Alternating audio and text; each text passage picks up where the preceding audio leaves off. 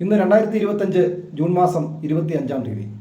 ഇന്നത്തെ ദിവസത്തിൻ്റെ പ്രത്യേകത നമ്മുടെ രാജ്യത്ത് അർദ്ധരാത്രിയിൽ അടിയന്തരാവസ്ഥ പ്രഖ്യാപിച്ചതിൻ്റെ അരനൂറ്റാണ്ട് തികയുന്ന ദിവസമാണ്. തൻ്റെ രാഷ്ട്രീയ അധികാരം നഷ്ടപ്പെടുമോ എന്നുള്ള ഭയത്തിൽ 1975 ജൂൺ 25-ാം തീയതി ശ്രീമതി ഇന്ദിരാഗാന്ധി നമ്മുടെ രാജ്യത്ത് അടിയന്തരാവസ്ഥ പ്രഖ്യാപിച്ചു. രാജ്യത്തെ എല്ലാ ജനാധിപത്യ അവകാശങ്ങളെയും സ്വാതന്ത്ര്യങ്ങളെയും എല്ലാം കൂച്ചുവിലങ്ങിടുന്നതായിരുന്നു അടിയന്തരാവസ്ഥ. ഭരണഘടനയിലെ ചില വ്യവസ്ഥകളെ ദുരുപയോഗം ചെയ്തുകൊണ്ടാണ് രാജ്യത്ത് അടിയന്തരാവസ്ഥ പ്രഖ്യാപിച്ചത്.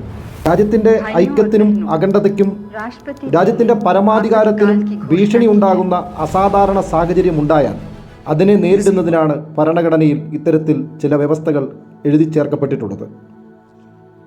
ശ്രീ മുരളി കണ്ണമ്പള്ളി എന്ന അടിയന്തരാവസ്ഥ തടവുകാരൻ്റെ ലേഖനം: ബെഞ്ചിൽ മലർത്തിക്കിടത്തി കാൽ രണ്ടും ബെഞ്ചിലേക്ക് കെട്ടിവെക്കും, തോളിൽ 2 പോലീസുകാർ അമർത്തിപ്പിടിക്കും, മറ്റൊരാൾ തുണി കൊണ്ട് വായ് പൊത്തിപ്പിടിക്കും, ഉലക്ക കൊണ്ട് തുടയുടെ മുകളിൽ മുതൽ മുട്ടുവരെ ഉരുട്ടും, രാത്രി ഓയിൻമെൻറ്റ് പുരട്ടിത്തരും, വേദന മാറ്റാനല്ല, പിറ്റേന്ന് വീണ്ടും ഉരുട്ടാനാണ്.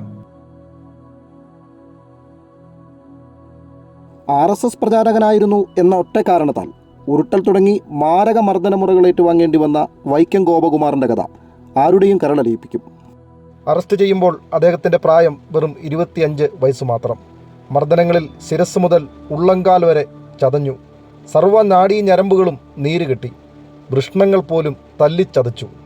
പത്രമാധ്യമ സ്വാതന്ത്ര്യങ്ങൾ വരെ സെൻസർ ചെയ്യപ്പെട്ടു. പത്രമാധ്യമങ്ങൾക്ക് പ്രീ സെൻസർഷിപ്പ് ഏർപ്പെടുത്തി. രാജ്യത്തെ ജനങ്ങൾ അനാവശ്യമായ വന്ധ്യംകരണത്തിന് വരെ വിധേയരാക്കേണ്ടി വന്നു എന്ന് പറയുമ്പോൾ അടിയന്തരാവസ്ഥയുടെ മുഖം എത്ര വികൃതമായിരുന്നു എന്ന് നമുക്ക് മനസ്സിലാക്കാൻ സാധിക്കും. അടിയന്തരാവസ്ഥയെക്കുറിച്ച് എഴുതിയിട്ടുള്ള നിരവധി ലേഖനങ്ങൾ, പുസ്തകങ്ങൾ ഒക്കെ നമ്മുടെ രാജ്യത്ത്, നമ്മുടെ നാട്ടിൽ ലഭ്യമാണ്.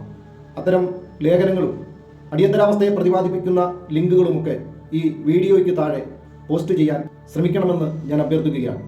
അടിയന്തരാവസ്ഥയെ സംബന്ധിച്ചിട്ടുള്ള ഭരണഘടനാപരമായ വ്യവസ്ഥകളെപ്പറ്റി പുനർവിചിന്തനം നടത്തുന്നതിന് ഈ ജൂബിലി പ്രചോദനമായി മാറട്ടെ.